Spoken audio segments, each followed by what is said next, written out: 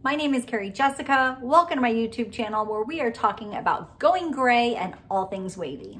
I am currently 11 weeks into my gray hair transition and I'm so excited about it.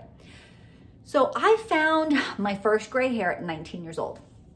You would think at 19 that I would have kind of freaked out a little bit over it, but I was actually really excited. So weird. I was trying to find my footing and be like accepted as a grown-up. And what's more grown up than having gray hair, getting to complain about gray hair, having to cover your gray hair, and getting to complain about covering your gray hair? These are all very grown up problems. So I start my decades-long relationship with box dye. This is not a good relationship for me to be in, by the way. So very quickly, I find out that box dye is not good in my hair. I know some people can use it and that's amazing for them if they want to use box dye. Box dye turns my hair black. I don't know why. There's like some kind of weird chemical reaction full of hate and anger in my hair that as soon as box dye touches it, it turns black. And not even like a hair color black. It turns like tar. Literally, it turns like tar. And at the time, I was using harsh sulfates in my shampoos and I was using heat tools. So my hair was like fried tar, basically. Not appealing. So I'm constantly battling. I'm constantly battling needing to cover the gray and then trying to fix the color. Like it's just, nothing is going well on my head for many, many, many, many, many years. And I always blamed it on other things. Like I blamed it on my waves. So I have wavy hair, which is not curly and not straight, which was weird for me because I thought you had to either have straight hair or curly hair. And I felt like mine was failing at being curly and it was not cooperating at being straight. Like it was just not good. So I've had a poor relationship with my hair for many, many, many years. So then I find this great stylist. And after some color correction, she really gets my hair in a good place. And then a couple years later, I find the curly girl method and I start treating my hair with care. I start treating my hair like the wavy hair that it is instead of just thinking it's a one size fits all and I can just buy whatever. So my hair is healthy, but I'm still dyeing it all the time. So my first silver hair, I guess, crush, you would say, is a friend of a friend. I went to high school with this guy, Tim. Tim also has silver hair. Your hair is gorgeous, Tim. But Tim has a friend who I've recently learned her name is Karen. She has this beautiful silver hair. And I've been admiring it for years. But I assigned her a personality that's different than mine. And I like told myself that her personality that I completely made up can have gray hair, but I can't. In my mind, I made her out to be this like earthy, organic, that's not a word, organic, authentic woman who's just like really secure in herself. And she just rocks her gray hair and doesn't care what anyone thinks because she's in tune with the earth. I wish I was all of those things. Like I've always tried so hard to have a personality that I don't have. And that was one that I tried on for a while. So in my mind, her personality that I've assigned her can have gray hair, but I can't. So I admire it from afar, but I don't think it's for me. Next exposure to gray hair. If you are a product of a divorced parent setting, you'll appreciate the irony here. My mother and my stepmother, who don't speak, I haven't spoken since my wedding, both decide to go gray at the same time. So I'm embracing them. I am thrilled for them. I am excited for them, but they both individually expressed to me that the reason why they decided to go gray was that they were tired of going to the salon. They were tired of the time that it takes. They were tired of the money that it takes. Well, I enjoy going to the salon. Like, I think it's like the one time as a mom that you get to sit somewhere and other people are like taking care of you and it feels good. Like having someone else wash your hair feels amazing. So I like going to the salon, and this is a very privileged thing to say, and I accept that 100%, being very serious here, but I accepted that covering your gray was just an expense that you have as an adult. So I never once thought of it as like all of this money that I'm wasting. I didn't see it as that. I saw it as like, this is the money that as a woman you have to spend to be an adult. It's so stupid. So it's still not dawning on me that it's an option to not have gray hair at my age. So on Instagram, I have a lot of wavy hair content. These two women find me on Instagram about wavy hair stuff. I think that these women are the coolest chicks ever because they have half like white hair and half brown hair. I totally thought they dyed it like that on purpose. So they're rocking this like white from here down and then brown. So yeah, I'm totally thinking that these chicks are like rolling around with two-tone hair and like leather jackets and, you know, just way too cool for me. And then I find out that they're actually really amazing women and they're so cool. And I want to have lunch with them in real life and I want them to be my friends. And they're growing out their gray hair. My mind is blown. These are women my age that are not really necessarily anti-dyeing their hair. They're just embracing their gray hair. They're just done. That's when it dawns on me that this is a thing I could do. So I'm toying it. It's in my mind. I'm going to do it. I just don't know when. So I bring it up to my hairstylist, ironically at an appointment where she's dyeing my hair.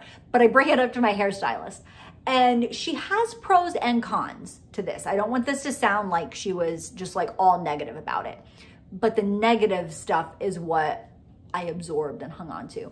So she says a bunch of positive things and then says, you know, blonde, white hair, gray hair, silver hair. Those are all, you know, really, when you get into that family of that light of hair, they're really cool tones.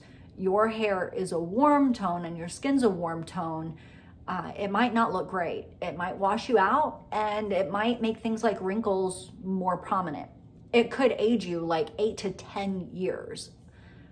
Well, nobody wants to age 8 to 10 years when, you know, you're in your 40s. So those things kind of resonate and I'm like, it's not for me. Again, I've assigned it to like other people can do it, but I can't. Other people with better tones than me.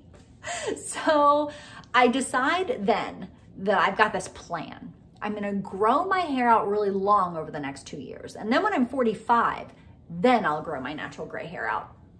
Not really sure why I thought at 45 I was just gonna be like ready. But again, it's back to that whole like assigning things to our future selves or assigning personalities and giving permission to other people. I gave permission to my future self, but not my current self.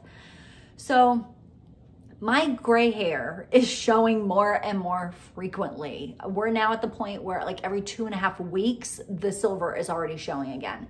So on a random Saturday, I have decided that since I'm gonna wait until I'm 45 to grow this gray hair out, I'm about to turn 43, that I need to start touching my roots up like every 3.5 weeks because they're coming in hot. So I scribbled that in my calendar. You need to make your appointments sooner. That whole day, all I kept thinking is like, before I hadn't thought of the salon as work. I thought of it as like a treat. But going that frequently, that sounds like work. Like all of a sudden, this thing that was always this like treat for me has now seemed like not only am I punching the clock, but I'm doing overtime for nothing. So Sunday I wake up and I just decided I'm gonna grow my gray hair out. It was that fast. It was literally, I went from Saturday making appointments even closer together, and then Sunday, I'm not coloring my hair anymore. It was amazing to me how I went it's not like it happened overnight because all of these things have been happening for so long with these seeds of letting my silver hair show, but then the final decision was it was sudden, it was fast. So I tell my husband, and not in a permission seeking way, but more in a like heads up way. Like, by the way, I'm growing my hair out.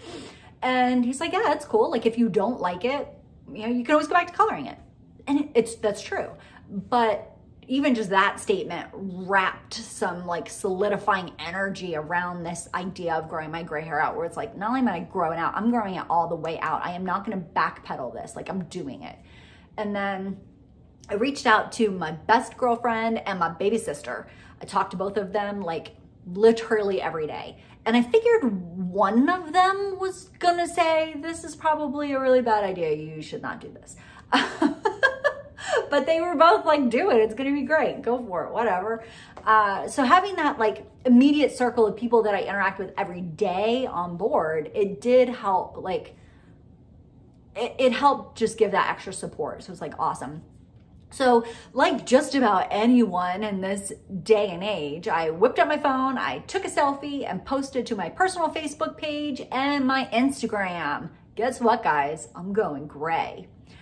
This support was amazing. People were on board. People were like, this is awesome. Yeah, it was great. Nobody really had anything negative to say about it at all. Although I have found that there are certain phrases that stick out to me because they're ones that I said to myself when I was giving allowances for other people, but not me. Things like, oh, you're brave, or if my gray hair was as pretty as yours, I would do it too. Or you could pull it off because you do all kinds of stuff, or you're like, you're so brave. I think I already said that one. So anyway, like all of those things that I said about other people too. So I totally get it, because you're like, well, that's great for you, but no thanks. But yeah, once it was time, I was ready to go. So I created this YouTube channel. I'm going to share my journey along the way. I'm going to share how things are feeling, things that are happening, what's going on with my hair. I'm curious as to if the silver that grows in is going to be the same like wavy texture as the rest of my hair. Will it be curlier? Will it be straighter? Like, who knows? There's also so much care that goes into silver hair for some people. Some people have very low maintenance silver hair. Some people have to use blue shampoos, purple shampoos. There's also cool stuff while I'm transitioning. Like I might use some overtone, like one of the silver overtones to see what that does to my hair.